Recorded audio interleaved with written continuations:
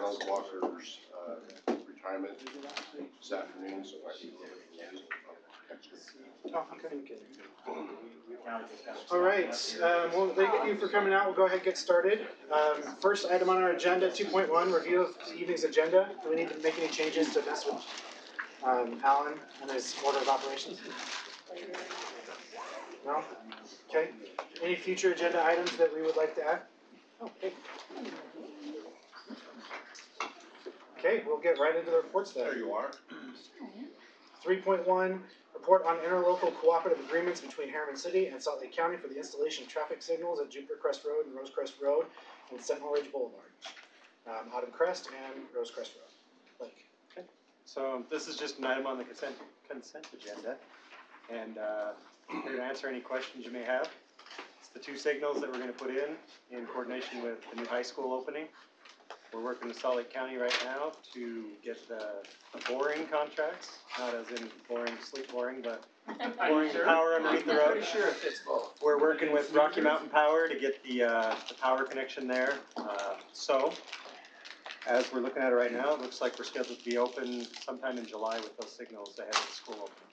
And we're going to work with UDOT to tie them together so that UDOT will control them.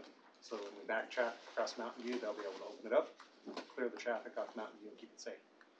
So, Where is the funds coming for that? Is it general fund?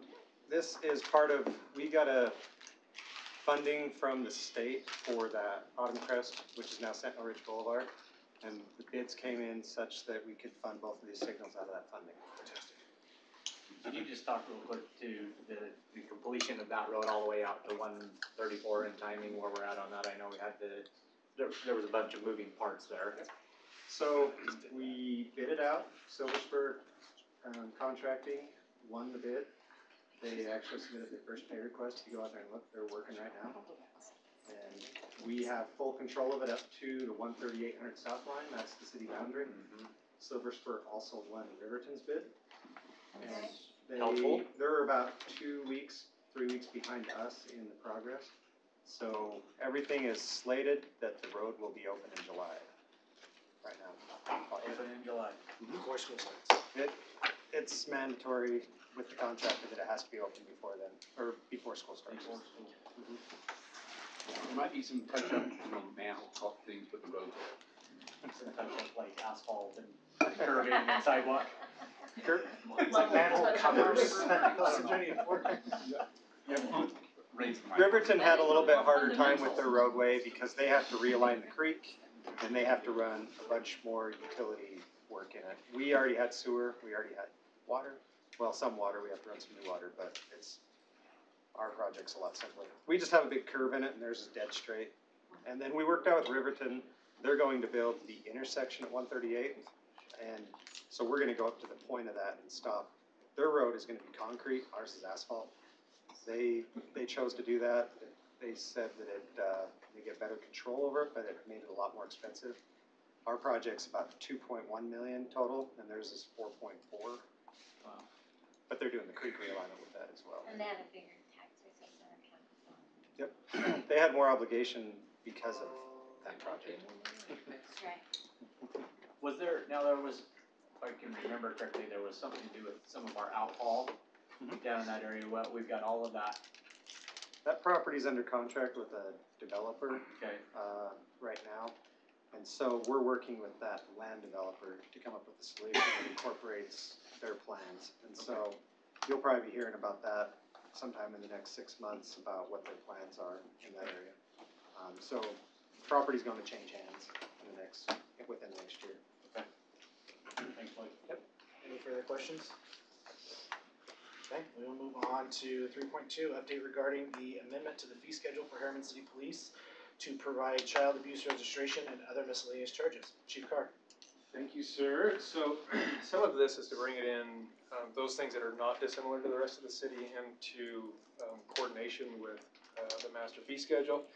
And those are things like hours worked on documents and those kind of things. The things that are dissimilar are things like body camera footage, which could be very expensive if we get a big case and somebody wanted all of that. So they would have to pay for that, obviously. One of the key pieces of this is now we have a child abuse registry. we don't have enough, we get that one now. So we have the sex offender registry, which is also used for kidnapping. We have the child abuse registry, there's a white collar registry as well, but we won't be doing that. That's for the DA, or the Attorney General to take care of. So we're adding that, that's a fee of $25 that we can bill to the offender on their birth month, and they register twice a year. So it basically helps offset as a little bit of revenue, or keeping up on training and those kind of things. That's about it. Any Kinda boring. questions? Short and sweet. Okay. 3.3, discussion of interlocal agreement between Herriman City and Salt Lake County Elections Division to conduct the 2019 municipal elections. Jackie? So this year, in case y'all didn't know, it is an election year. We will have an election for District 1 and District 4. In the past, we have done vote by mail and contracting with Salt Lake County. And I did notice an error in the packet today, so you guys can get the entire part of it. The cost for the 2-district election is going to be just under $37,000. And we will budget that in next year's budget, so you'll see that coming up. This would also put the canvass period, it's June 3rd to June 7th for the declaration of candidacies. And then we will actually have to add 2 Board of Canvassers meetings. The first one, if we have a primary, would be August 27th, and then for the general meeting, it would be November 19th. And the county has asked that we have those canvasses between 4 and 7 p.m. Did you say November 19th? November 19th, yes. We aren't, well, the council didn't show an interest to do the ranked choice voting this year. So there are some cities around Utah that are going to do it, so we'll monitor them and kind of see how it goes. What cities are doing it? Cottonwood Heights, West Jordan, Lehigh, Payson, Salem, and Vineyard are the ones.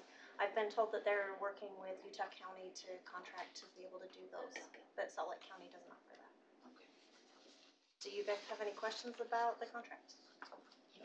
I'm just curious, cause just comparative, how this cost compares to what we've paid in the past for elections. Do we see a steady increase in what it's costing to continue to contract with the county? It's not the cost that, well, the cost increases due to our population growth. We're charged by the active voter, which means that they have to vote within the last 4 years. 3 years technically, to stay on that. So most of our cost increase is just due to population increase. That's correct. Is that 37,000 just for the general, or is it for also include the primary? It will not exceed that amount, but they will only bill us for actual costs. Great. We'll move on to item 3.4, discussion of the Anthem Commercial Center agreement. Gordon? All right. This presentation is going to be similar to what you saw last council meeting, but clearer. And so we're going to present a brief portion in this work meeting, and then give a full-blown presentation in the regular meeting, and then give another presentation in the RDA meeting. So but you can take as much time as you want. All right. So I have a little, I wanted to kind of show this map. The RDA area, which we call the commercial, the state calls it the CDA, but the RDA board controls the funding. This is the area outlined that is the tax increment area. This is the Anthem commercial area. The Mountain View quarter comes through here. And so when I refer to this tax increment area, all the funding, all of the incentives, everything we're doing comes directly from this area. None of it comes from anywhere else in the city. It's all located here. And so I want to just give a brief history of what has happened. That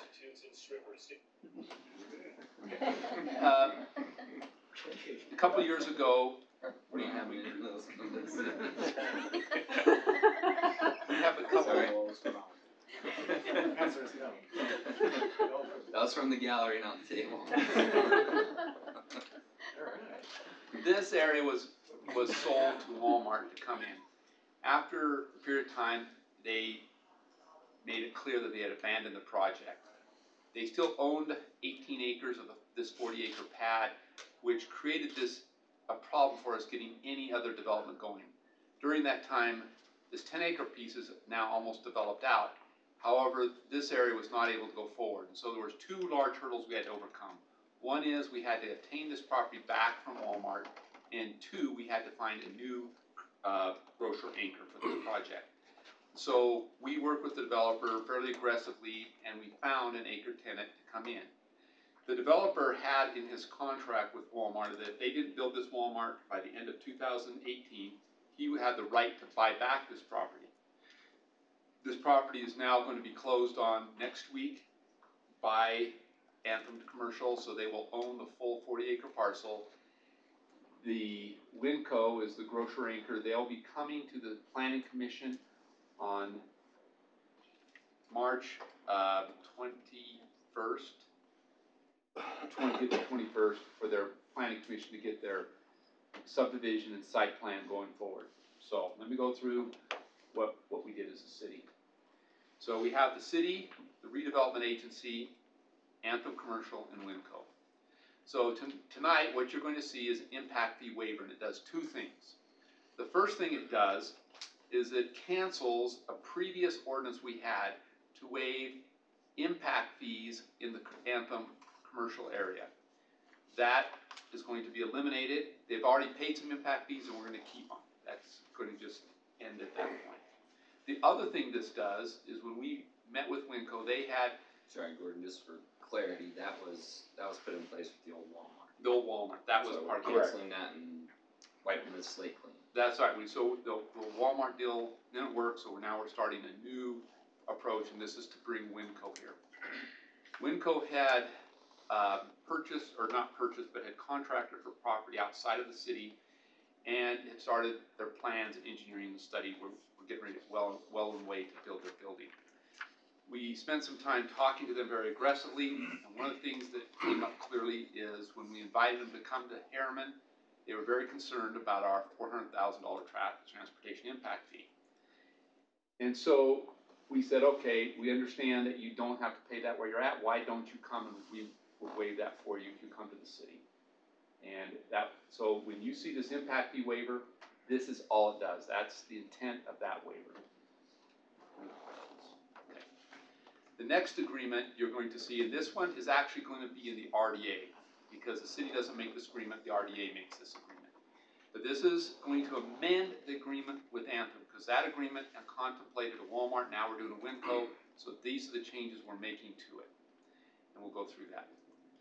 The first is, we still want to incentivize Anthem to get their businesses out of the ground and going. It's a very large parcel. And so what we've done is that from the sales tax generated from the Anthem commercial, we will reimburse 75% of the impact fees they pay for water and road. Now, we're going to collect the impact fee, but if they generate enough sales tax, they could get some money back. But that's the incentive for them, but that has a cap, a closing at the year 2023, they lose that option. This absolutely ends then, so they got to get in there, get it done now, or they don't get that money. And then there's also a ceiling as to the amount. There's a ceiling as well, and we'll talk about that in a minute. So a cap and a sunset. Yeah. Only water can go. That's it. Now storm drain, no impact is water. And if they put in like a credit union, it generates no sales tax, but they pay the impact fee. We keep the impact fee and we don't reimburse them because it doesn't generate sales tax. Why do we not have a clause for no more credit unions? I feel like that is something that really ought to Because be in Gordon's every bringing contract. them That's a motion you can make today, but it's not. I would like to make that motion right now. Right. Don't need It's any more not in credit the agreement, but I was using that as an example. All right, sorry. You digress, but that's an accurate. So the other thing is, Anthem is putting in all the roads and infrastructure, and part of the old agreement, which we're carrying forward with this, is that they were putting in about $11 million of improvements. And so, as long as they bring us their receipts, they can't get more than that, but they can get up to that if their costs equal that. So the RDA will be collecting that money from the county, the tax will be going to the agency, and we will distribute, the city collects $50,000 for the first 5 years off the top. After that, we share the distribution, they get 73.3%, we'll get the 26.7%. There's actually an equation that shows it in the study, and that defines it for this new agreement. And the third item is, when they were looking at bringing Winco into this area, there was a price difference between what Winco was willing to pay and what the cost was. It was about $400,000. We agreed to reimburse the Anthem commercial for the difference of the place they were at and where this was coming in. This, again, only comes from sales tax generated by the Winco store, so it comes from nowhere else in the city, just at the site. Now I'm gonna just, And there's still a cap. an absolute cap and a Sunset time. on that. So it's 5 years, and if the money doesn't come in, we don't pay them. 5 years from, The date, I think it says in there, the date that we issue the occupancy of the building of the permit. building. And what I wanted to also clarify with that is that the city, in a later slide, I'm gonna show you how all this money has to come back to the city. So we never, that money all has to come back to us. We don't just pay it, it goes out, it has to come back. And those improvements, that $11 million of improvements, that's something we would have had to do if the developer didn't do it themselves. They would have to do it, but also it's associated with, commercial, we'll make residential people put in all their infrastructure. We don't reimburse them, that have to pay for it. But this cost was to get them to start putting this in. But I'm saying there was a liability for Oh, the yeah. city anyway, so this isn't This an is extra public $11 information. million Yeah. the city's forking over. Yeah. This is something we would have already had in this line. Yes. And we went to all these agencies and they agreed this infrastructure should be paid for this way. So now we have an agreement with Winco. This one's a pretty straightforward, easy agreement, or not, it's not easy, but it's a straightforward agreement. So what we did is Winco, because they had money vested in the site, and they had to delay their opening because we weren't ready for them, because we had to first acquire the property back from Walmart, and so they were delayed, and so their cost and what they were going to lose was about $500,000. So what we have put in this agreement is that we would reimburse them from their sales tax this cost to move over from our city. Now, sales tax comes from the city, so it comes through this process. So we're gonna talk about the agreement between the city and the RDA, and that's one of those other agreements that's interlocal between the two agencies. But the Winco agreement is just between the RDA and Winco, but the RDA doesn't have the money until the city signs the agreement with the RDA. If there are changes in the tax code, this money is only point of sales tax. It is not population-based distribution point or sales tax. So So if they change that distribution model, we don't get the money and we don't pay out the money. we don't pay it. And it's paid out a little bit every year, Yeah. every year, right? This is a 15, it's for 5 years, and after 5 years, they don't get any more money. So now this is the interlocals between the city and the RDA. So somebody talked about the cap of the impact fees. If they got every one of them back, it's probably around this number, 300,000. That's subject to us not changing impact fees, or roughly not changing a lot over the next 5 years while that is in place, but that's roughly what they could get back. We had the Anthem, 400,000 to pay down the property tax. We had the $500,000 for the Winco to pay for costs and loss of sales to move to Herriman, and then we had the $400,000 of impact fee that we waived. So what we're showing now is that the RDA is going to receive about $3.2 million of TIF. So what we're going to say is that between the city and the RDA, the city is going to grant the sales tax to the RDA to give to these entities based upon the agreements, but then the RDA is responsible to pay back all those fees from the TIF. So each of the funds that are paying these out over time will all get their money back. This will still leave the RDA with a net amount of about $1.6 million that is not under any contract or obligation, but is in the coffers. Positive to the city of 1.6 million. Well, the RDA, then the city could certainly get it, but then Well, it's unencumbered. it's not- unencumbered. Yeah. However, the city did build a $3 million road that we can request that if you so desire to reimburse you for that road. Right away we bought, the road we build, all those things are reimbursed. For the Walmart that didn't have it. Yes. So all those things can come back. Again, So the city's made whole at the end. yeah. So if Anthem brings fewer receipts, we keep that money and it goes to pay back the road and the infrastructure we put in. They can't get more than that, and so that's how the program works. So this was a simplified version of what I want to show you today. Now, tonight, or at the next meeting, I'm going to go through all the legal jargon of all 9 agreements for you, and I'm going to read what John wrote. And that's going to be on the record, but I didn't necessarily want to do it today, or in this meeting. I don't want to do Three it. separate times? Yeah, I didn't want to do it 3 separate We're good times. with that too. So this is all on the record. This was posted this was on last week's agenda, or 2 weeks ago. This is there. So I'm not predisposed to do all this again, but I just wanted to see it.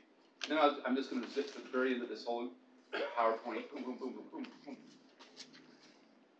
And I want to show the pictures. I will say this, I am happy to hear from council that the packets we gave you 2 weeks ago and the comments you've made, appreciate you doing your reading and research and making comments. There- we've For had- those watching, As a lot of, Nice big a lot of package. reading, but The council did an appreciate it. outstanding job of getting back to us on questions that were very critical and some things that we need to adjust. So this is going to be the new plat that's going to show up on the planning commission on the 21st next month. This is where the Winco is going to sit, and you can see they have some pads placed into here. This is a large one. They don't have it subdivided, but eventually it'll be subdivided in commercial as tenants come. Winco has met with the city staff today. They are working on the plans. It is going forward. It should, I'm not supposed to say anything when it's supposed to be in the summer. And then, is your opening? Nobody said that in this room. So, this is, the Anthem commercial, just showing you what it looks like and how it's going forward. So, I'm just telling you, those are the things that are going to be well out there for everybody to know why you're doing this and what's happening. And that's the Just second. one question, going back to these agreements, all of the sunset clauses are all 5 years? The TIF is 15 years, but everything else is 5 years. So that was already previously established. Yeah. And as a general rule, these agreements are usually 15 years, so the Winco has agreed to a much shorter time frame than normal. and there is one, is it the Anthem, that actually began August of 2018. So the clock's already running, I think. So the clocks are running. I think it's just important to point out. that- The RDAs, the CDAs and all that, it yet. It's change from a 20-year to a It starts this 15, year. The TIF. typically in the government industry right So now. this is just, I'm just want to point out that this is an anchor that's coming in, that's working on a faster timeline, and is really working with us to get these up and going, and I think that's a positive for the city. In the day, right now, commercial retail development is going through a great metamorphosis, so getting these anchor stores is very critical to make these things work. Okay? And you're gonna get to see each one of those slides again. And again, All right, we'll move on to 3.5, exceptions to the commercial design standards for Vasa Fitness Center building elevations. Michael. Okay, we just have a few images that are also in your packet. You just want to move. Here we go. And this, as you can see on the agenda, we'll have actually in the formal session.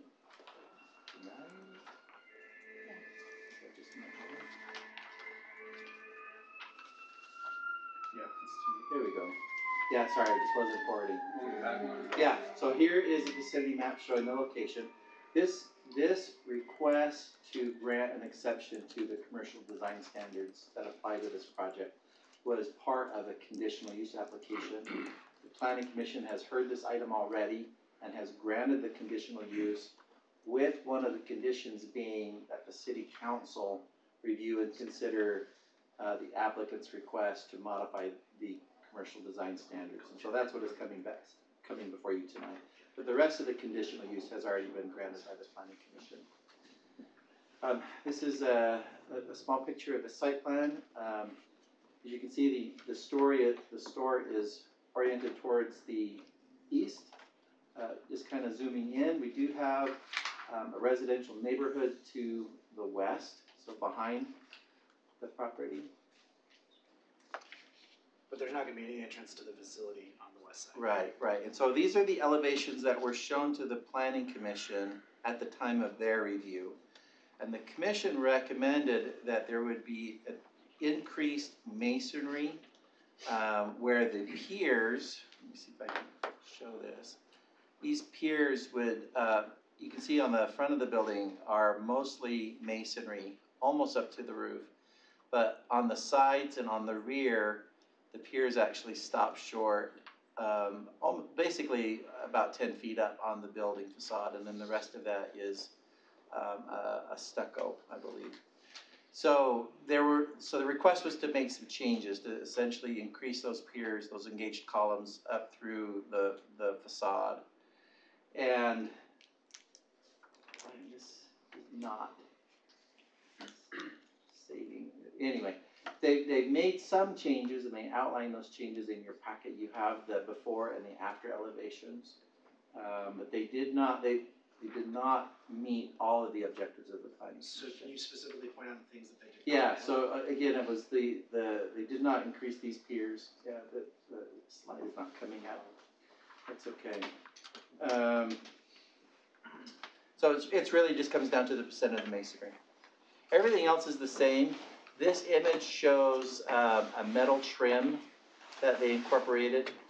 This lighter band is actually a metal facade, and they've switched that out in their new design to an EVA system.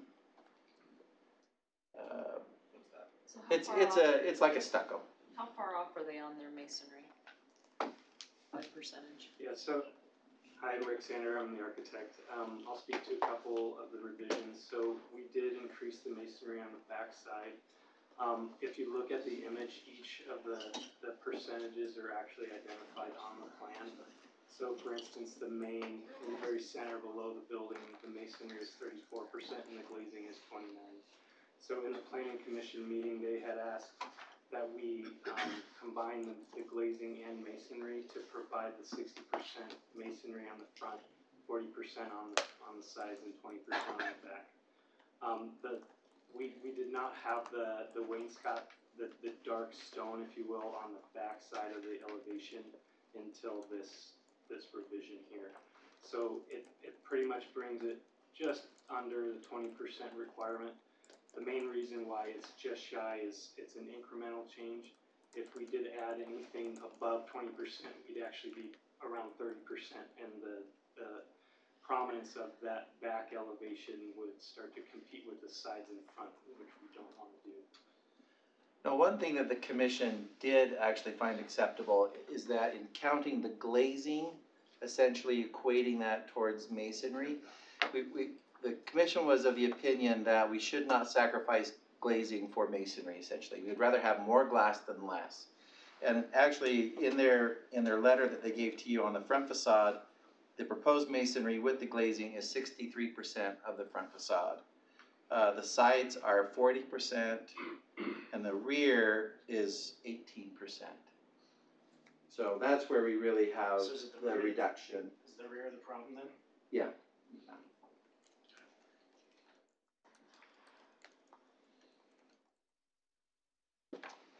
Any thoughts or questions? What's the planning commission gonna be mad at us for? I think they were supportive of this recommendation. They just want us to They be on just the want us same to make the page. call. The ordinance requires you to make the call. I Yeah. think they were supportive of doing this. They would have done it at the planning commission, other Yeah. than we just put the ordinance in that you have to make the call. Right. So they're supportive. I'll speak to it really quick. I actually quite like the front elevation. I think it looks nice. And the back doesn't concern me because it is in fact the back. So yeah, I like that you've worked with the planning commission. I don't have any heartburn over this. Yeah, one thing just to notice is that on the site plan, there is there's quite a bit of separation between the property line and the rear of that building. So it's not like this building is right up on the property line. 6 foot precast? there is a 6 foot There pre-cut. is a 6 foot. And And not only on, the seat, on and the an other, eleva- on and the an other elevation side, is yeah, that it's home? like 4 or 5 feet. Is it and homes or it's- those? It's all doctor's landscaped in the It's back too, all- there's no drive aisle. So So that's all, There's no drive aisle now in the back? no, that's all landscape. It's probably both. A little bit The of doctor's both. offices overlap. go to just beyond the car wash, and so, yeah, you get a little So bit of it'll both, but overlap very a little little bit. doctor's office and then mostly Mostly homes. Mostly home. Yeah, you can see the homes And there is a 6 foot precast there. Yeah. And a Yeah. 4 foot And drop like a though. 4 foot drop in elevation down. They were required to Down. install that. So- Yeah, no, that's So, correct. so the houses sit up here. Down. Oh, the houses are. The houses are not higher. Down to the house. Yeah. And then what I'm hearing is that there's no road behind the thing, it's all landscaping, so it's just landscaping behind. That last one kinda looked like a road to me, so. Yeah, go back to that. Go back to that. Yeah. So that's not a road, that's landscaping. Right. So there's nobody driving behind the There- building. I assume there's a rear entrance Say somewhere there's though, no right? dumpster. Well, there's a fire exit to a sidewalk, Yeah. but that's Yeah, you not, can see right here, this That's little not for- sidewalk. Yeah, Right, just people But entrance. it's Yeah. just people, it's Just not. emergency egress. emergency, yeah. So, But there will be no delivery vehicles or anything going back there. So for me, with the fact that there's no road back there and it's the back of the building that we're not, I don't have any problem with it. And have we received like any feedback from the community or anything on this issue? They've met with the community, correct? We had to go through the process. Yeah, I don't have any issues with it either. I think it looks nice. I haven't seen anything. Normally, I'm not one to vary too far off of the standards, to be completely honest, but I do think that there are times, obviously, for them to ask for exceptions, and, again, given the location of this, it's much different than having the rear of the building up against a Mountain View corridor or something like that. And like I say, we're just barely off of what that standard calls for. Close. It's close, I don't have any issues with it. Say where the parts that are visible from the front and the sides Public. adhere to the standard. Adhere to the standard, yep. Any more questions or anything that you need from us for now? Okay, awesome. We will move on to 3.6, declaration of approximately 88 acres of real property located west of Mountain View corridor, north of 126 South, east of future alignment of Herriman Main Street, and south of Midas Creek drainage in Herriman as surplus. Establish that consideration for surplus shall be based on public policy factors. Gordon. Okay, perfect. So, the city, in order for us to sell property that we own, we have to go through a surplusing process, and so that's what we're doing tonight. There's 88 acres, and I'm gonna show you those. The city has already purchased this property. This 10 acres is in the city's name, and we have all this under contract. So we're looking at putting all of this property into a surplusing, so that now you have the right to sell that property. So one of the things you'll have to do tonight, it's in the ordinance, it just shows another great picture of everything, is that you have to establish a minimum bid. And so what we did is, because of the various uses, we're recommending and all the sales have to come back to you, is that as a minimum bid, we state that it's the value that we paid for the piece of property. So, for example, this one we bought at $277 an acre.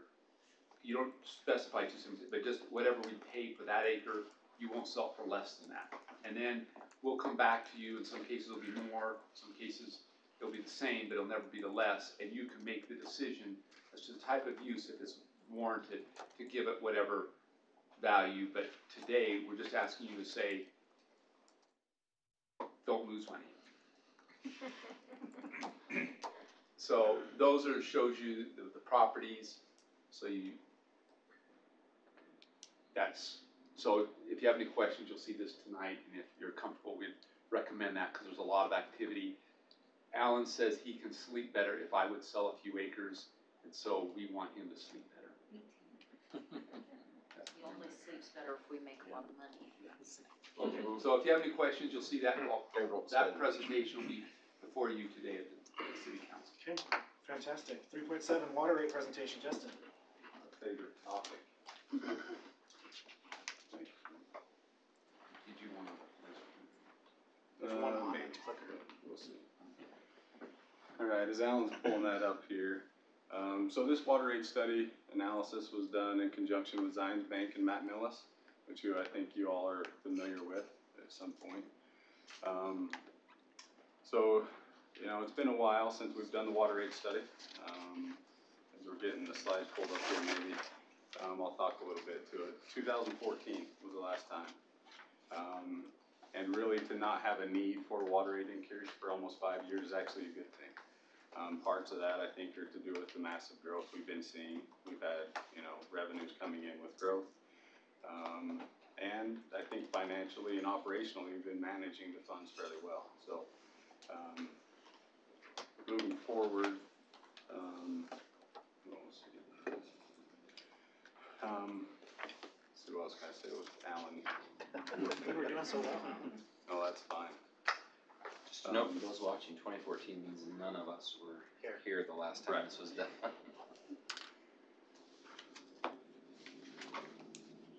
So, and I'll just kind of go over a few things. What we're looking at is there's not going to be any real changes to the rate structure that's already set in place. It's basically just an increase of a lot of those rates, or an overall increase to all the rates to help increase revenues, to help with operational costs, capital projects, to fund those things. And then there were some little decreases on some areas. We'll talk about that one later. That's the stormwater out. But to be clear, even with rate increases, we're still not charging the value of the use of water. We're still not charging the true value of the water. Right. Yeah. I mean, it's still in a subsidized manner. We're covering our costs, for sure. So here we're going through. So we've already talked about a few of these things. So some of the reasons we update, we want to look at our capital expenses, our capital project expenses. We have some reimbursements agreement. Those generally relate to impact fees, but they are a portion of this because we looked at all the revenues as a whole for the Water Enterprise Fund. You know, we want to make sure that we're meeting our bond service obligations, forecasting revenues into the future, operational expenses and impact fees. This is not an impact fee study. And then, you know, we added one change to the rate structure is we did add an culinary water irrigation connection for commercial users. We didn't have a rate table for that, and we'll get into that a little bit more. And then we did equalize some of the residential base fees for those with and without secondary water. When you say equalize, what exactly? So equalizing means Increase one and decrease the other? to some extent, yes. So the way the base fees are worked is we have, you know, 3 residential users in a sense. We have culinary only, which are those that don't have access to secondary. We have those that have access to secondary and choose to use it, and then we have those who have access who choose not to. Those who have access to secondary, their base fee is split. We have a culinary side and a secondary side. And so those that historically have had secondary water, their base fee as total has been a little bit higher. And that is, we've had a few comments about that saying, if I'm not using it, why am I paying a base fee every month? And so we looked at that, and so that's the equalization. We brought them so that everybody's paying the same base fee. And we're still able to cover our expenses with secondary water. So that's interesting to me because I remember this discussion, at least I think I do. So it seems to me when you're establishing a base that for one thing you would not penalize your culinary only residents because it's not their fault, they don't have access. So that's one thing that makes pure sense to me, equalization. But the other two are where it becomes more interesting because as I recall, the whole idea of charging a higher base for those that choose not to use it is because they are in fact choosing not to use a means by which we're trying to conserve water. And so we were putting in a bit of a club in order to encourage them to use that means of, it feels like a club, but regardless, but why are we backing off from that? Not necessarily, we still have, the rate structure is different as well. So if you have secondary water, and we'll get into this a little bit later. Because the rate for culinary is higher. The rate for culinary for the tiered uses, for the usage rate is higher. Because the water's more expensive. Because the water. Well, and it's even higher than those that don't have access. The culinary onlys the rate tables for those who have access that don't use it, their culinary rate tiers are higher priced. And so they are. I can show you my water bill as a Because, Yeah, visual if you that's, need it. that's where you're saying the club is coming in, is on the tiered rates? Yes. And so the more culinary water they use, Yeah. the higher the price. So if they're just using what a normal small property would use, they may not see No, that. they're still using, they're still seeing a higher price They're if still they have seeing a access to secondary, because those tiered rates are higher But if we than did the that culinary and only. charge the base, then it would be paying kind of double. Okay. So that's where the incentive comes in, is on the tiered rates. Base rates all the same, no one, Base rate no will one be the getting same. penalized regardless of Right. where they're getting their water from. And then tiered rates are adjusted accordingly. Yes. Okay.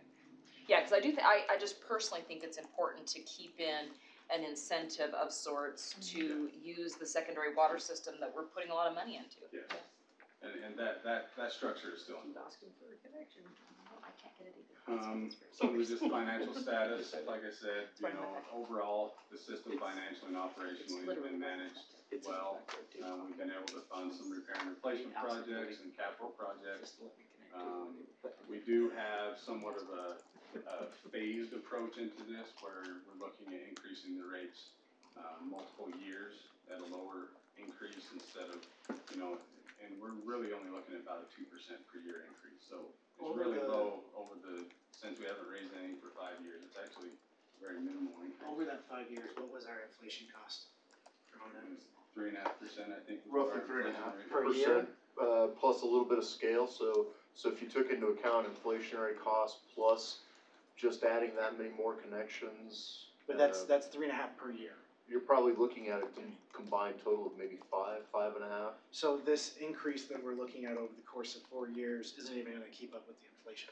Well, but we have growth we have growth in the water system. But what I'm increasing saying revenue. is, if we were trying to keep up with inflation, we need to do even more. And so this is us trying our best to keep these funds Yeah. as reasonable as possible for our residents. But, and that's the point I was making at the outset of the conversation, is we're not truly charging the cost of the water, which is one of the discussions that you have at a high level in Utah, is if Utahns were in fact Right. paying what water costs, the conservation of it would come naturally, because the cost would be so prohibitive. So again, I think that's an important message point, is where I was going with that, is that even though you're seeing an increase, it's nominal at best, and it doesn't come close to what the actual value of the water is. True.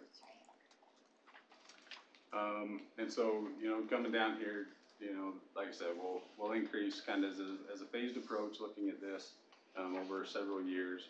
And then obviously we have some obligations that we have to meet, because we have bonds. We have to have a 1.25 minimum debt service coverage, and then cash on hand. We're obligated to have 275 days cash on hand. So I had a handout, which was a coverage table. So I'll have Matt kind of briefly go over that. It's a lot of numbers. There is a little color on there. Thank you. For fun. But anyways, so Matt, if you wouldn't mind just explaining that a little bit. Okay, Mayor, members of the council, pleasure to be here with Herriman this evening. So I prepared, with the help of Justin and Alan, a coverage table here. There's a lot of numbers, as Justin mentioned, but it can really be boiled down to 2 essential lines. And if you're looking on the far left of the reference rows, it'd be rows 10 and 11. As Justin mentioned, the 2 key metrics that we look at is the coverage ratio and then the days cash on hand. And so I'm looking at row number 10. There are a couple ways of looking at your coverage ratios. One is with impact fees, one is without impact fees. The more onerous requirement is the requirement without impact fees, which in that case actually needs a 1.1 coverage ratio. And as you look at your coverage ratios in that gray row, you can see that you are very, very strong in your coverage ratios. And that's really becoming an issue, because you're funding a large portion of your capital projects with cash. And therefore you're generating a lot of cash that then goes to capital projects. It makes your coverage ratio look very positive. And what the other positive portion is by funding with cash, you don't have to issue debt. The second row is row 11. That is where we want to maintain about 275 days of your operational expense on hand in cash. And so you can see that you're at very strong cash positions. They are declining as you are using that cash for capital projects. And part of that 2% annual revenue increase that Justin mentioned is just to make sure that that 2023 number does not continue to go down, and that we level out somewhere around the 275 days of cash on hand. So this table here, a lot of information in it. It kind of walks through some of the operational expenses, capital project expenses, bond expenses. Also talks about your reimbursement agreements. And then just the one to address the question on if we've had 5.5% of annual O&M expenses, but now we're only increasing our rates by 2%. The real story is that O&M is only a portion of what you have. Herriman City is very fortunate to have developers building as much infrastructure, and that's where you actually get a lot of the cost savings, the growth and the developers building the infrastructure. So will that 2% then cover the inflation for the next several years? Or it will be, as you watch the cash balances on row 11s, come down little by little. You are depleting some of your cash, which is a good thing, because again, we don't want to have too much cash. But as long as we don't fall below the 275, we're going to be in good shape. And I think we've used some fairly moderate growth projections as well. So this is something that you probably look at every few years just to make sure that projections are continuing as planned. Thank you. And here's a graph kind of showing that as well. So you can see the days cash on hand will gradually start decreasing. And obviously we'll, readdress the rates to make sure that we don't have that happen. And obviously Alan and I will keep an eye on that annually to make sure that we're in a good place. So here's just kind of showing some of our outstanding bonds and debt that we have. All of these have been, included in the rate study to make sure we're covering all of our obligations there. And here's a graph showing the coverage tables. You can see the gray line at the top is our coverage ratios with impact fees, and the solid red line is just our cash, our coverage ratios without impact fees. And so the dashed lines below are what the baselines are that we don't want to fall below. So here's a graph that is showing kind of a comparison between the three users that we've already talked about. So the red line on top is a culinary only, a culinary that has access to secondary. The green is the secondary, someone who's using secondary, and the dark blue is someone who doesn't have access. So as you can see, what we want to see is those secondary users want to see a savings in using it because the costs are lower. And so you can see this shows you that if someone is using secondary water, that their average monthly bill is going to be, quite a bit lower. Yeah, the only bummer there is that your people without access to it feel penalized from that green thing, right? How many of you? Yeah. So the blue line is showing the people who don't have access to it. So this is the estimated monthly bill based on usage 41,000 gallons. at the full increase over 4 years, or is this just next year's? This is just the next year. Just the next year's. Okay. And this isn't the increase over current. This is the total, correct? So this isn't the difference. Yes, this is what it will be. Yes. And so as you can see, the more water they use, the more savings they get.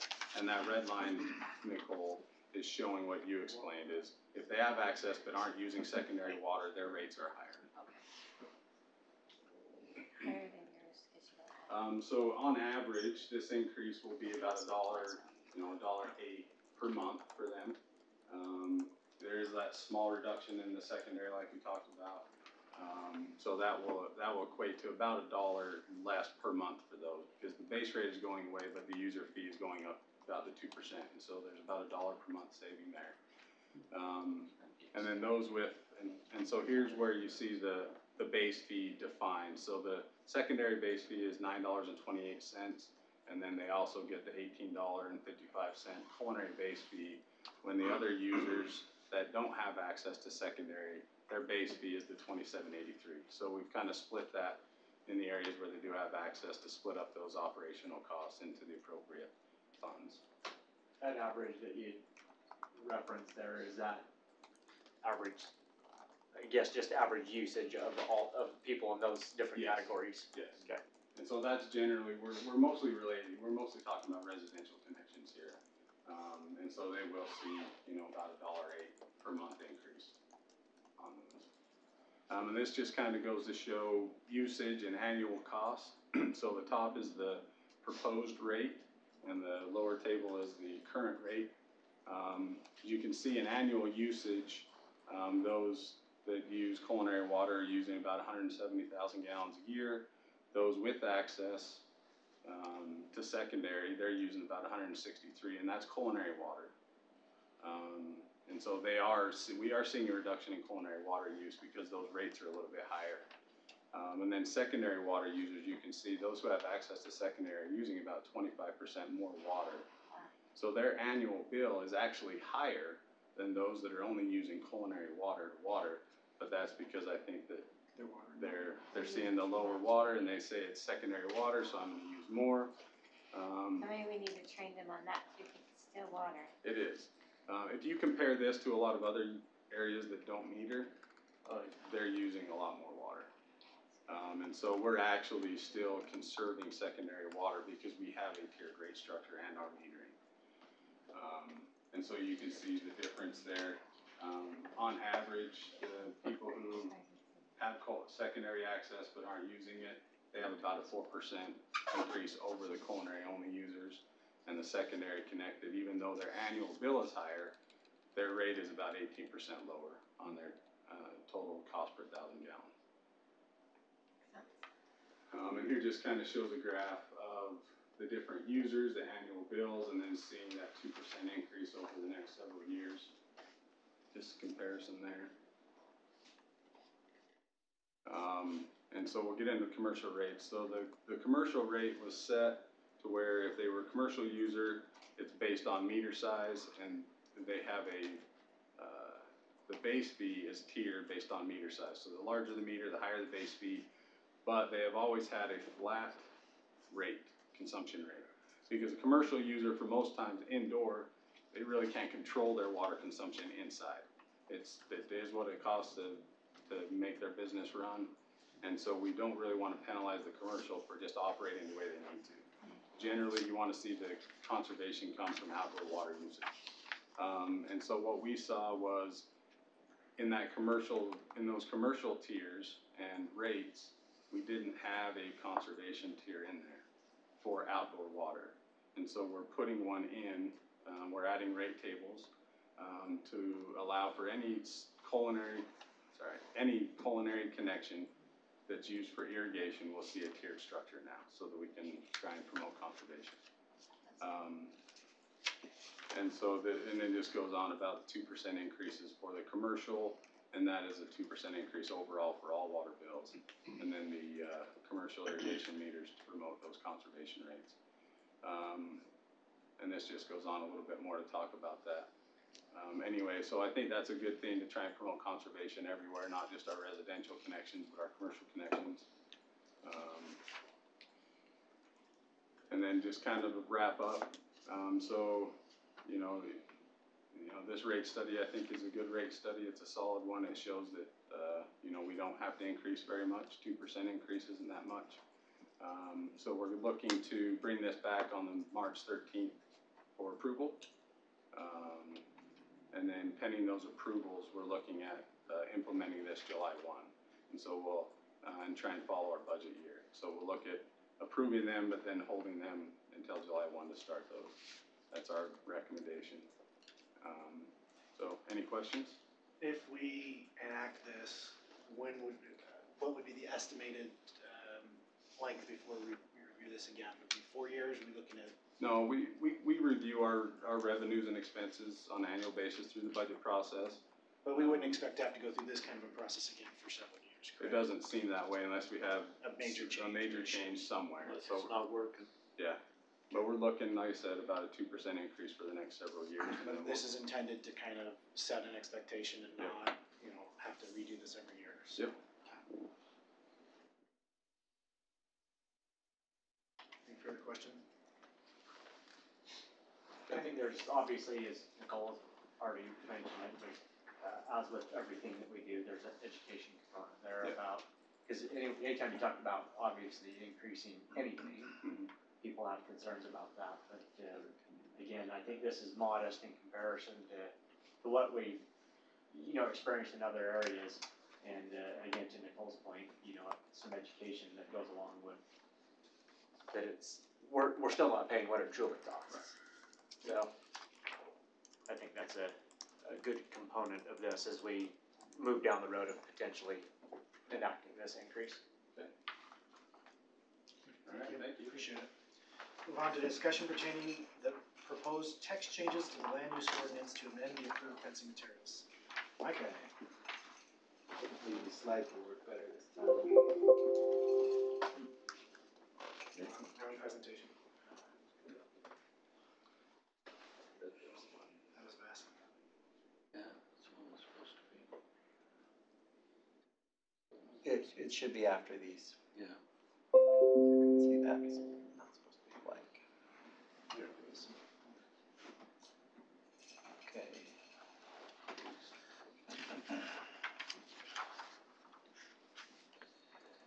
Okay, on the fencing, we have talked about this a few different times. After we received further input from the city council, we went back to the planning commission and finalized the draft that is coming to you. A few key points that I wanted to bring to your attention. We were specifically trying to strike a balance between where and how to allow wood fencing in agricultural zones for large animals. These are a number of changes that were included in your packet. However, you'll notice that the commission, if I can get this red light to appear, it specifically says that it should be 1 1/2 inch thick wood planks. So thinking about that, that means this is probably the type of fence that you're going to need to build under this proposed code. So, because you're basically talking about some type of a 2x something for planks. Yeah, or you can use poles or pipes. But it has to be at least 1 1/2 inch thick material. So, anyway, I just wanted to make sure that that was a limitation that the planning commission recommended. You could further make modifications, of course, but that's what was envisioned by the ordinance. I think Something the like intent is probably good, because it's limiting little thin Yeah. cedar stuff part, which, if you're trying to Yeah, hold if animals, you're it's trying to not hold gonna work. Clearly, you can have posts and other things that are larger, but So that's thickness from the back side of the fence to the front side of the fence, correct? That's a plank. any wood that would be used in the structure has to be at least 1 1/2 inch thick. From the back of the fence to the front. So if I was looking down at it, it would be 1 1/2 Yeah, thick. right, Okay. right. At least. Is there any requirement for spacing or the number of rails? Not in the ordinance. Nope, but No. if you're gonna hold that, then you'd be pretty required at your Right. house, give them a. So where it's restricted to this type of property, this Yeah. type of use. Now, another thing that the commission was dealing with was where and how to use coated chain link fence. So we do allow in the current code it to be used for recreational uses. There was a request from I believe it was from our utility department, that we consider using it around some of our own city infrastructure where it's appropriate. Be able to see in or something. So that was the draft that we had forwarded to the commission. The commission actually had removed that exception from the proposed draft. And so the ordinance that we will deliver to you won't include that. But I did want to show you, that was specifically an issue that the planning commission had dealt with. That may be something you may want to have further conversation on. What was their argument for pulling it out? I think they just felt like they were trying to hold the city to a higher standard, or to a standard like we would kind of the rest of development in the community. We have to play by our own rules, is what you're saying? But I thought it was for security purposes, what it was. It is, it's for a very specific, narrow application. That was our proposal to the commission. So what it basically, where you look at other places, we've had to put wrought iron as opposed to the chain link. So we still do the see-through, but but with that 2% increase to the water, we Yeah. should be able to get the wrought iron around all the. So this So we're is, fine. yeah, so this is the language we had in the, Any comments about Gordon dipping in? We'll edit this. I see. Which of course we won't do, just. So we're gonna still not, we're gonna take care of the issue by using wrought iron instead of chain. That's what we've done in the past. I'm anyway, so that was the language that we had proposed, and then they had removed it. So you could still use it for these other recreational uses though, backstops, covered jacuzzis, tennis courts, things like that.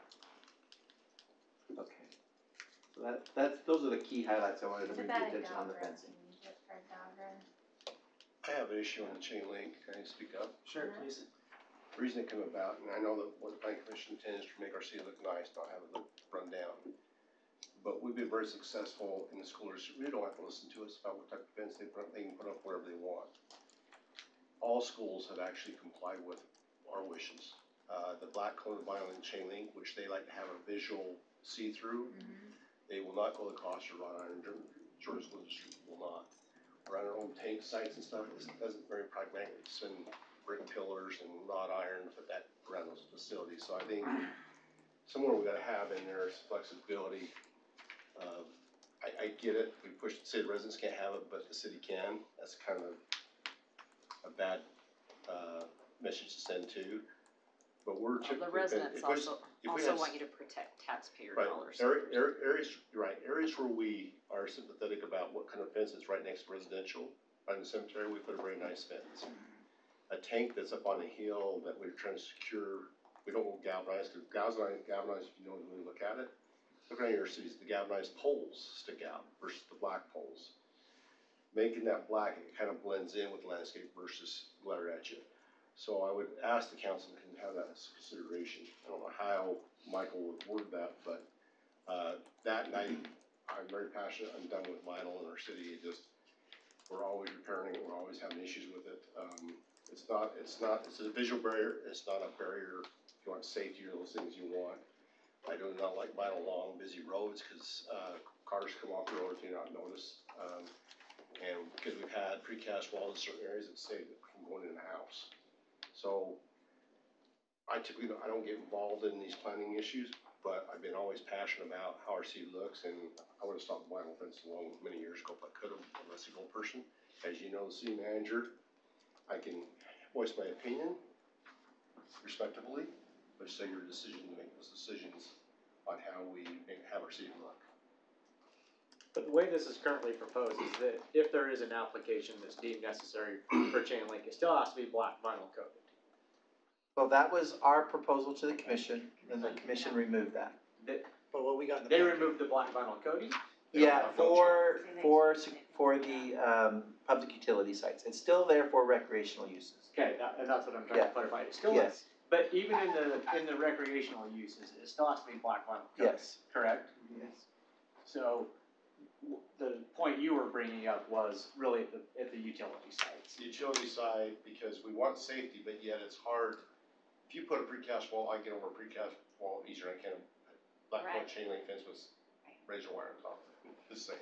So I said, so what's the fiscal now? I was just being a little bit facetious, but I was serious because Yeah, that was. there's gotta be some pretty big difference between wrought iron and black chain link around these utilities. Oh, it's huge. Chain link And is so- about $6, $7 a foot, and then I think the wrought iron's about 27 or. So I think, what do our taxpayers really want $70 is or so. Vinyl's almost $30. the look Well, it's one of, of those where there's There's has always to be either room for side, some some- discretion because Yeah. there's some sites where if it's an electrical box on the corner of somebody's neighborhood, yep, we wanna do that. Nice way, but if it's Yeah, a but water it's on the tank and we've In the got middle of nowhere. hundreds of feet, We got to 5 or 6 acres typically. so how do we Well, write that? I know ordinance? when I was on the planning commission, there was, I think it's the pump house that's down by Real. Yeah. That, at the time, we really felt like our hands were tied because there wasn't an exception in there, except to hold the city to the same standard. Yep. Which, again, I don't wanna send a message that that the city is exempt on something, but I think Nicole brings up a great point, that there's also the fiscal responsibility So side should of be, things. there's Look at the school exceeds a size. certain length and. Well, I think you look at view shed, I think that's one of the elements, you look at Good point, good distance, words. distance from, existing homes.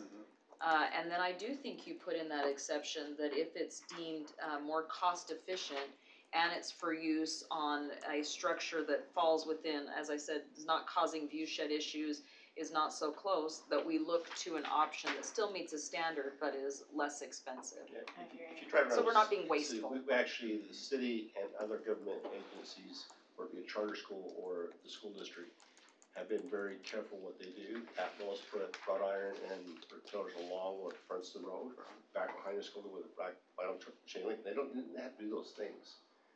The high school did black iron, but we didn't catch a part when Herriman High went in. They went galvanized on the tennis courts.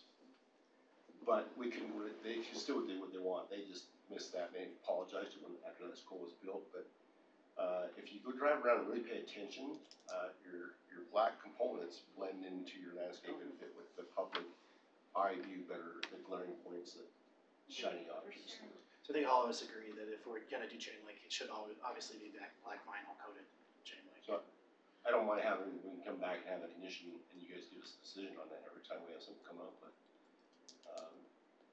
I think it should be allowed in certain circumstances. We'll I just agree. present that as an option for you when you consider this.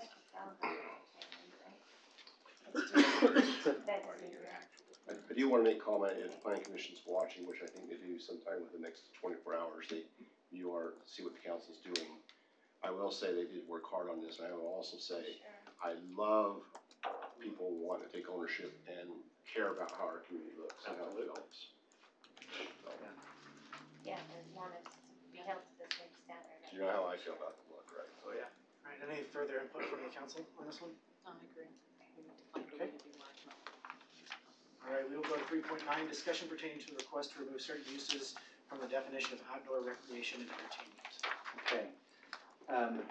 Commission had been reviewing our land use tables and had forwarded previously to you a number of changes as we've been kind of re-looking at the 2017 ordinance that we adopted. And as part of this conversation, we recognized that in the definition for recreation and for outdoors, we include shooting ranges. Now, this is a permitted use in our C2 zone, and if somebody wanted to do an outdoor shooting range, they could, and we have virtually no standards by which to require of a development or a proposal to do this. So the commission recommended that we remove this as a stopgap measure and then study this issue further and reintroduce it as a land use, probably as a conditional use with appropriate standards. But for right now, we were a little bit anxious about avoiding a possibility of having a conflict, a land use conflict. We haven't been talking with anybody. This was not generated because we received a phone call and somebody made an inquiry. This is just something that caught our commission's eye, and they felt like, given that we don't have any standards, this was the quickest way of addressing the concerns initially. So that was their recommendation, to just go ahead and make this modification to the definition. And then we'll work on bringing it back with some appropriate standards. Just to be clear, this is for an outdoor shooting range Yeah, only. outdoor shooting. Because there was, as I was reviewing this, there was a couple places in there where it clearly said outdoor shooting range, and another place where it just said shooting range. Right. So want to just clarify, this is Yeah. just only for an outdoor This is shooting the range. only place where this is being Okay. modified by this text So if amendment. there was an indoor shooting range, it would still be allowed. Yeah, we could still work with that. That would fit within the confines of other land use types, so. But I agree, our we should intent have is some not to standards. present this, or Just saying, prevent this. We should have some standards if somebody wants to pursue That's that. all so this is step one. So I am fine with this, with the understanding that you're going to move expeditiously to get something back into the code, because I would hate for us to lose an opportunity on the mountain range or something if somebody decided they Right. wanted to.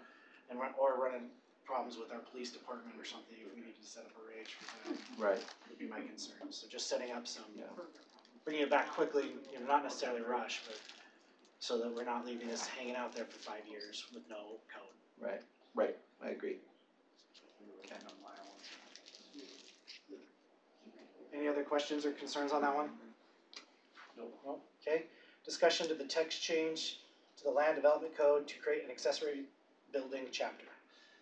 So, we're currently, our accessory structures regulations are scattered throughout various zoning codes. And the staff, as they've worked to answer questions or point the public to where they can find this information, it was recommended that we consolidate this information into a single chapter. A lot of cities will treat accessory structures in the same fashion. Most of the code that is been proposed for your consideration is existing. It's just simply a consolidation. We're moving it from one place into a single chapter. But while the commission was working on this chapter with staff, they did start looking at some unique problems in the city, or is there an opportunity in making this amendment to address some things that we have seen?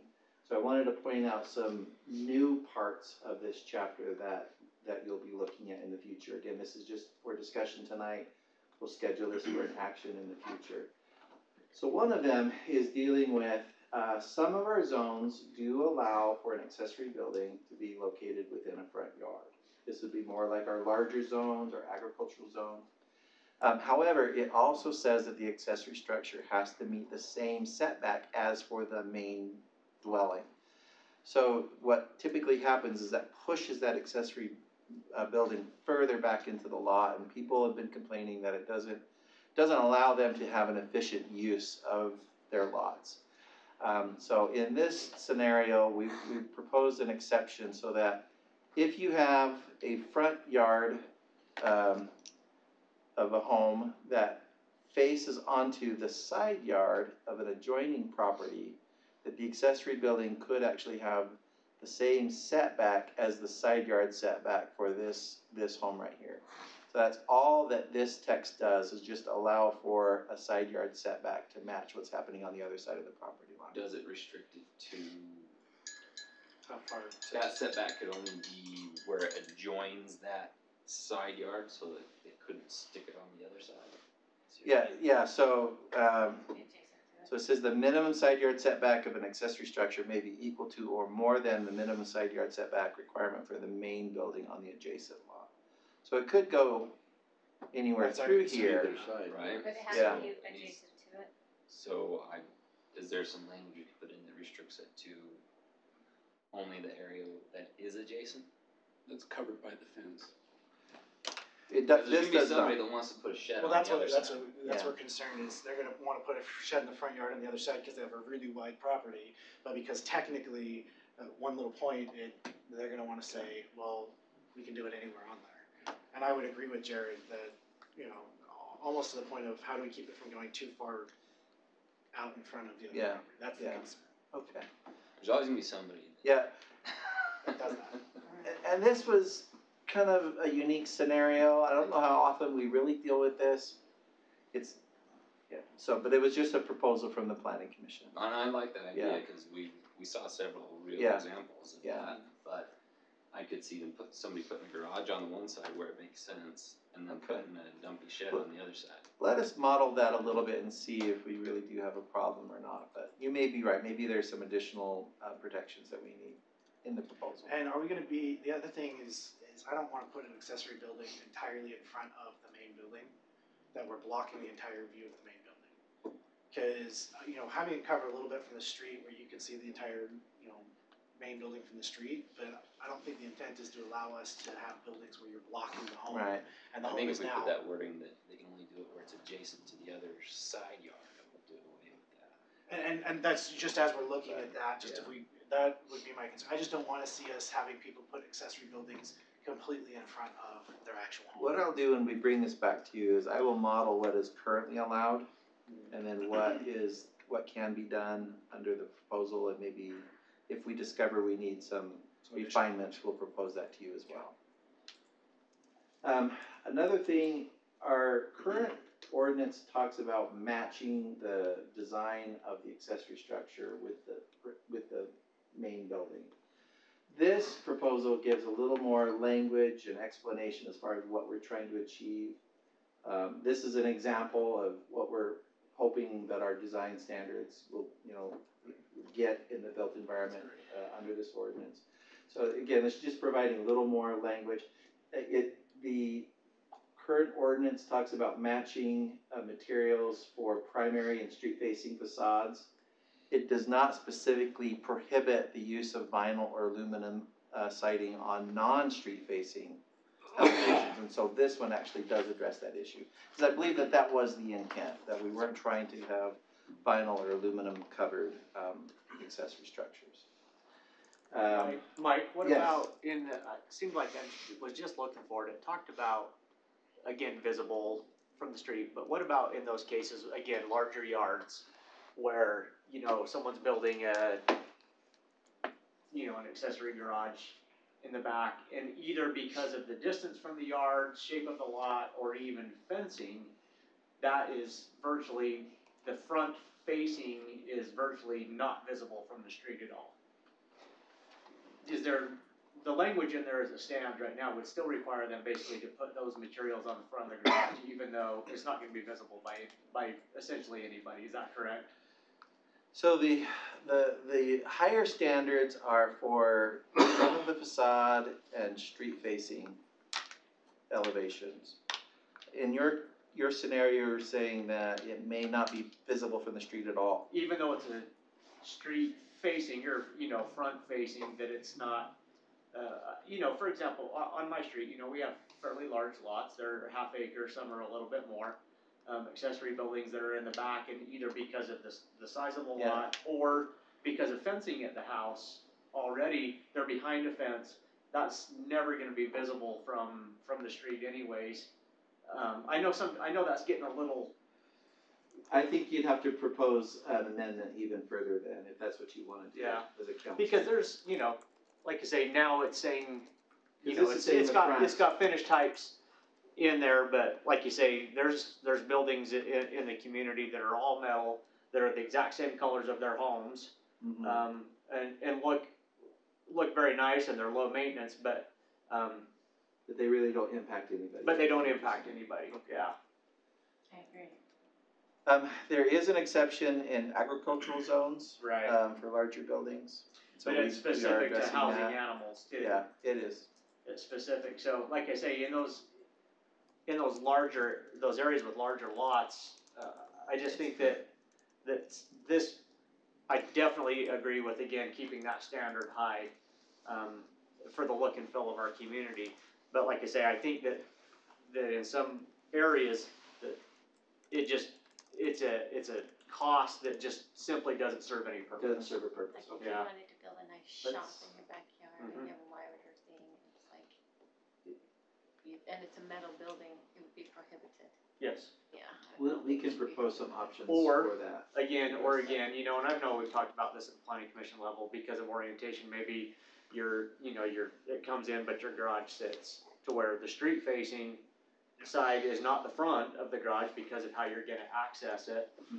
Again, now you'd be on one side that you'd be making it look totally different from the rest of it, and again, there may be no impact again to the surrounding areas because of its orientation on your lot.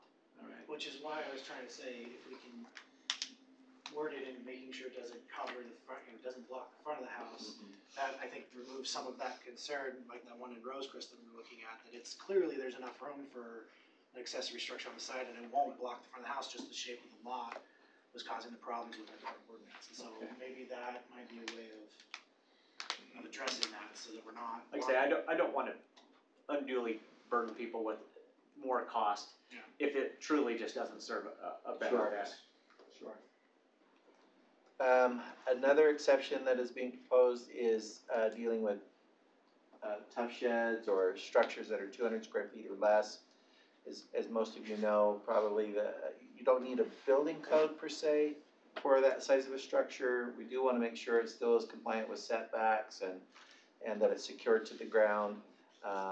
But these are oftentimes prefabbed units, And so for those structures, we're saying that they need to be compatible in color to the primary dwelling, not the materials. Yeah, and then structures greater than 200 square feet must have materials and color compatible with the primary dwelling. But again, maybe we can look at some refinements to that.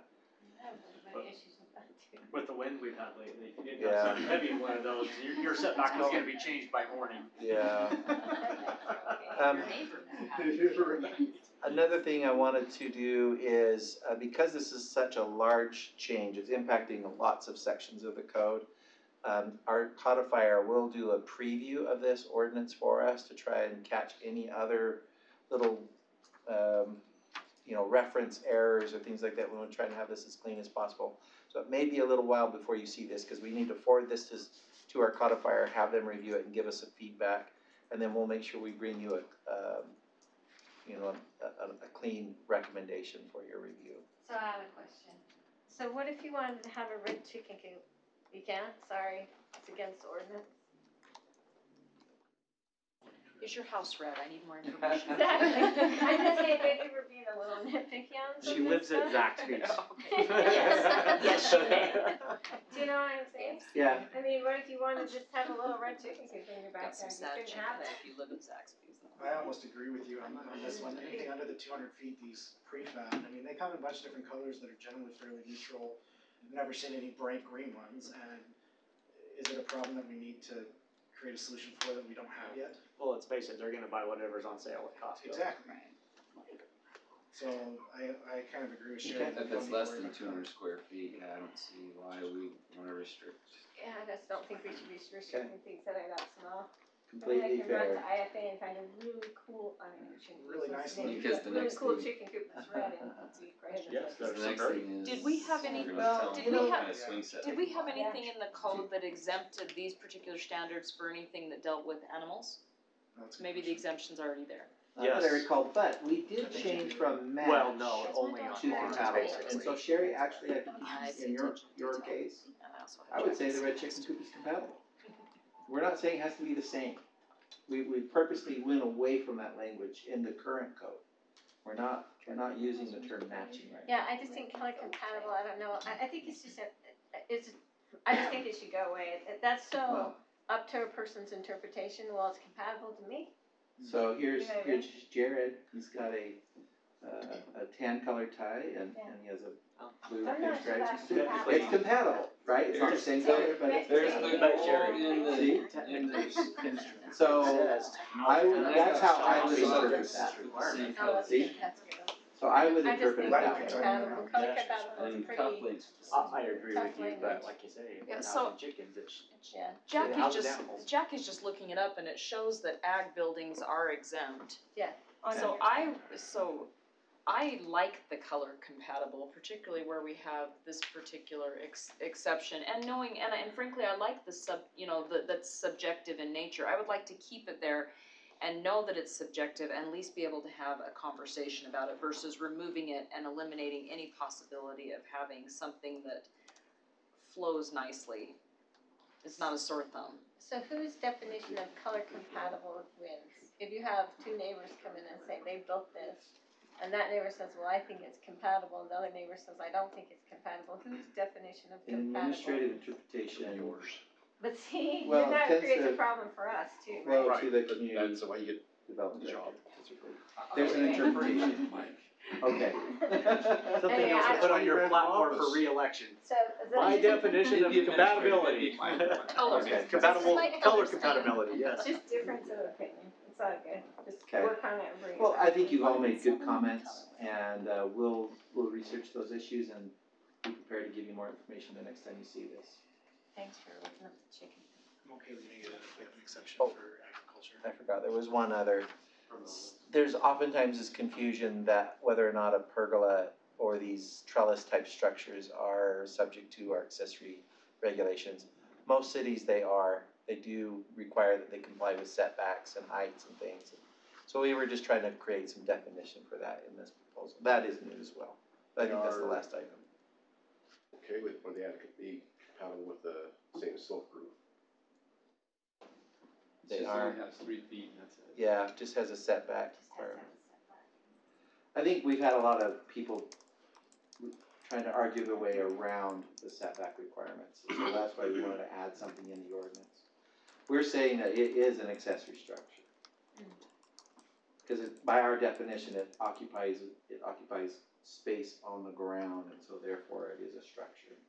Well, I think it could be beefier though. And maybe we should. What, Okay.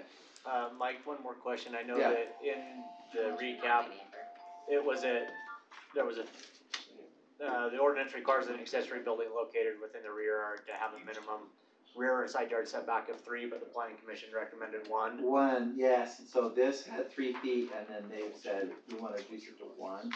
The commission was making statements that 3 feet just becomes a place that weeds grow and trash collects and nothing ever happens with it, it's a waste of space. Some cities have 1 feet, others have 3. I've seen both. I personally would like to see the 1. Yeah. It has to be big enough to drive a lawnmower around it. Or else it needs to be 1. Right. Yeah, if I agree, Yeah, it is. like I it say, is that's weed why I trap, say 1, yeah. because then it's easily, you can Go put down a pave it little. up. Is it one from the, A paver, or Property, a little one bit from of a the weed property barrier. line. yeah, but on The- the structure, from the beam or from the overhang? it would be from the face of the structure, yeah. See, and that, in my case, I'd have a little bit harder time saying 1 foot, because if it's from, if, you know, there's a 2-foot overhang, now we're running into issues of. But I think that would include, when you say the face of the structure, I would consider that to be the face of the structure. The If it's got overhang. Typically, we do actually have exceptions that you can project into a setback. But maybe we can clarify that you can't, you know, I just wanna make sure that Yeah. the overhang doesn't. I would go just down. say One nothing, foot, nothing. nothing over, can yeah. overhang the property. overhang that 1 foot. And I'd be okay with that. Okay. All right, and that's the last. Okay, any other questions? Great, we'll move on to 3.11, storm water rate fee discussion. Alright. Well, hopefully, yeah, we got enough time to go through this. We get it open here.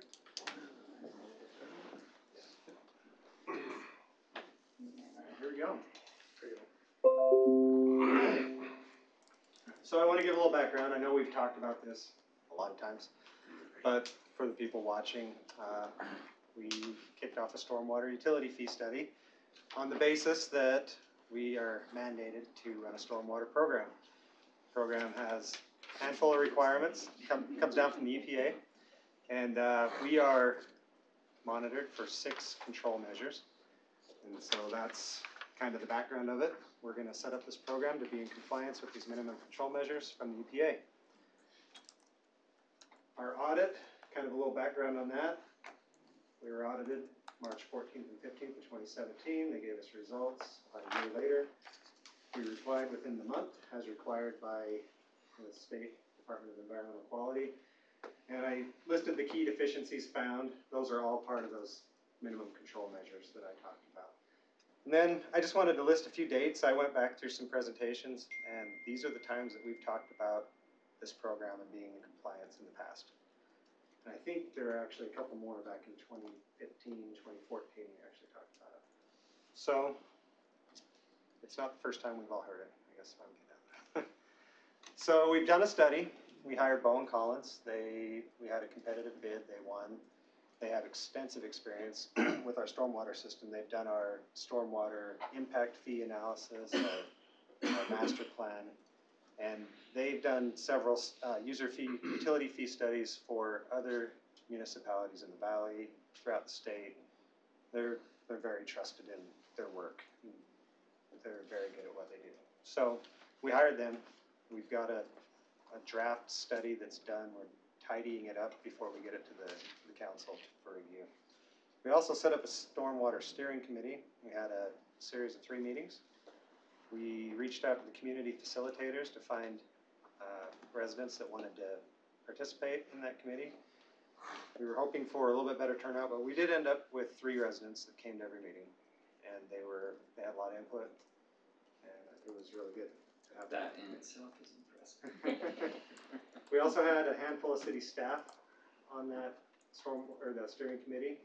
We had Councilwoman Orn on the committee, and our consultant led the charge in those meetings and worked us through a lot of detail and facts. So I'm going to get into the things that we did in that committee. This was our schedule that we worked off of.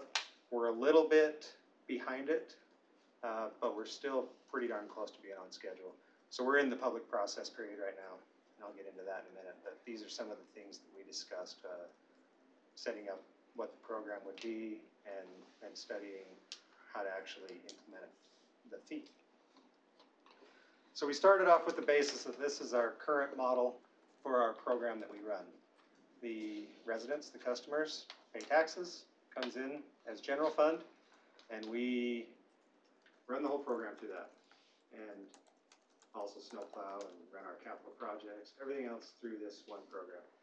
So this ends up being that the tax exempt entities like the churches and the schools, their stormwater management program actually gets subsidized by the residents' taxes. They don't pay any taxes, so that's one downfall to it. This makes it so you're competing with other funds all the time, so your key stormwater program components don't get implemented because you're competing with more attractive projects all the time. Parks are always going to win out over writing a ticket for a stormwater program. And this model is pretty much proven to not work throughout Utah. So we go into the model that pretty much has proven to work and why most other municipalities that are required to do a stormwater program have implemented a fee. You're just more equitably distributable with the costs of the program because now you can charge the churches, the schools, actually the city pays, and your funding becomes specific to that beneficial use. So it funds the program that you're intending. And this is standard practice for all the MS4s throughout the state. This is a little map that just kind of gives a visual of Salt Lake County. The green areas are who has a utility fee in place right now. Varying amounts, goes from $3 to $14 per ERU. The areas that aren't green are either studying or talking about implementing a fee. The only one I know that has not even talked about implementing a fee is Alta. I talked to Cottonwood Heights today. They actually proposed a fee when they first became a city, and the city council decided to decline it. And I talked to their consultant and their public works director, and they said they felt like the city was too young and they didn't understand the importance of not having a fee to run the program. And so they're actually presenting in the next couple of weeks to start off this study that we're just completing right now. Sorry, I'm intrigued about how the unincorporated county is going to handle this. They're doing 5 different studies for each of the townships, and they want to implement within the next month, they said. They have the same consultant we have, so I've got a little inside track on what they're doing, and so it's going to be pretty complicated. And just to note, the county did get audited a little bit before the time we were audited. They got hit with a fine, and all these requirements that they're doing are based on their audit as well. The program, we went through and discussed what the program actually included. These categories, O&M, capital expenditures, equipment purchases, they're all tabulated here. And this is what they based the recommended fee off of. You can kind of see the black line. The graph used to have a series of amounts on the far right side. I took that off because we're not 100% sure with the finalizing the document. But I can tell you, we're looking at $7 per ERU is where the study is coming in at right now. And what does that equate to for a normal household? $7. So per household. I'll get into that in just a second. But we just got to make sure our program meets our MS4 standard requirements. It's going to be operated as an enterprise fund, so like Justin spoke about a little bit ago, we have to have an operating fee in there of 6 months or so. And then we will be able to fund some capital improvements in our storm drain system in case something's failing. Those are always the projects where we had flooding and we could never get around to doing those projects because the parks went out. And so this will help fund those things. All in all, the annual program cost is about $1.6 million. That's equipment, that's the reserve account, and that's right in line with what the cities around us are spending annually from what been able to pull out of their budgets. And this, once again, is something basically we're being mandated to do by the state, or by the EPA. We don't have a choice on whether or not we And if participate we in this program. don't do it, we have a very high risk of being fined well in excess of that annual amount. Yeah, well, we have to do the program. The question is, do we have to do the fee or not? And the answer is, do you want to spend all of our money on storm drains, or do you want to build other things? And you'll find when we get the report finalized, it very clearly spells that out. It does a very good job. So we talked about how are we gonna charge this fee? What users get charged? First one is single-family residential. Which is the ERU. That's one ERU, and as we work through the stormwater committee, it doesn't matter what your lot size is. Every residential lot that's a single-family home is gonna be the same fee. It's just cumbersome to split it up into all these categories, and then somebody that's 0.34 wants to get charged the 0.33 rates. Let's just do one fee. Easier for billing, less dispute. We got class 1 multifamily residential. This will be townhomes. I call it single-level housing. It's condos are stacked, so these are just, it might be 2-story, but they're one owner on the 2 stories. Class 2 would be our condos or our stacked housing, and the reason we put them in different classes is class 2 is going to be charged a little bit less because their impervious area is shared with the rooftop. Makes some sense to do that. Then our last one is institutional, commercial, and apartments, and that's just going to be based on that ERU number. We studied the whole city, single-family lots, typical quarter-acre lot. An ERU is about 4,000 square feet of impervious area. So we'll take, like an apartment complex, we'll figure out all the rooftop, hardscape, anything that's impervious, divided by 4,000, that's how many ERUs they are. And then they get charged that $7 per that number. So how is it gonna affect townhomes and single-level housing? Are we gonna charge it to the HOA directly, or are we gonna charge the individual? So properties? those are going to be like the park, it'll come with the park fee on the bill, is what we're It looking at. depends on whether you're doing a single meter or individual meters. That's what makes the decision. We're working through that out. So yeah, if they're on a a meter for the whole unit, Yeah. we'll send one flat fee for the whole place, but it'll be by units. So 200 units times whatever that rate is that you adopt. That's what we're doing with the park fee. But yeah, it's basically the same way we do for water, right? They get a big water bill for that, they get the big one. Yeah. This will follow the park fee. We chose not to send park fee or any other fee separate from what we do for water. Just as an understanding. The other question I asked on this too was because I worry about cities just imposing fees and really their taxes.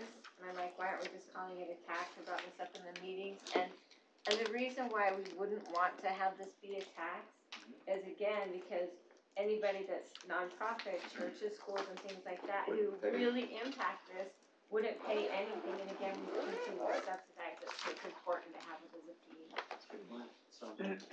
So then we are looking at, there might be some modifications for some fees. The committee talked about offering credits, but it would only be offered to the last category of the institutional commercial apartment group. And that's only if they go above and beyond quantity or quality standards. So there are some things, we're supposed to incentivize low impact development through the stormwater permit. So this will help us incentivize that, and we'll meet that requirement by them doing some infiltration basins, rain gardens, rainwater harvesting, things like that. And then we have to go get a long-term stormwater maintenance agreement for all our private systems, even the ones that are existing. So there may be a penalty if you don't have that agreement to incentivize them into that entering into an agreement. And that would only apply to these institutional commercial. The other option for credits that we've talked about is the schools might get an additional credit for implementing a stormwater learning curriculums in their school. And that also meets one of our minimum control measures. So everything to be at. We got a couple more slides to get through here. Well, yep, 2 more.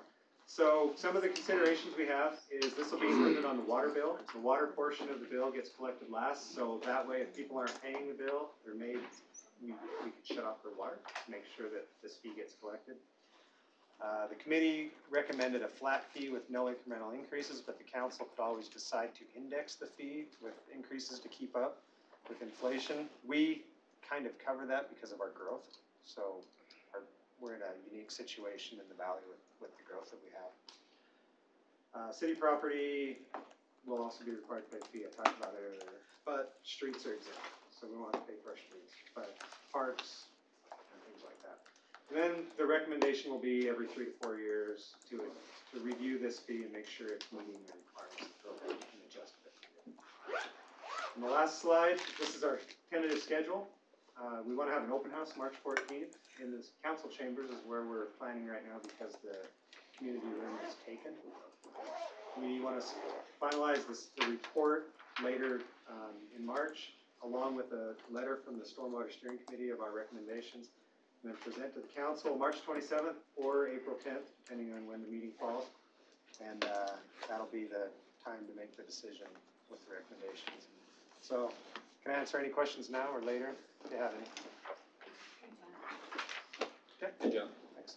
All right, with that, I'll accept a motion to temporarily end our work meeting, go into a new. Yeah, the Boston Second. one will be in All in there favor? too. Yeah, I wanna look at that, cause the slide should have worked. Yeah, Let's they look. work for everyone else. Like, I double checked my file and they're all There's there. ways that we're gonna. Let me check. Funding them only per unit, but I I thought thought maybe private I roads, gave they you the- then get less. I thought I had seen here. For what, the stormwater fees? Yeah, for the stormwater, because if we have all these private roads, you know, like for example, private, all our roads are private. But we're gonna charge per, It's on mine. per unit, not for our. This is not Yeah. full loaded. Yeah, they'll just be pre-arranged, and that's all taken into consideration.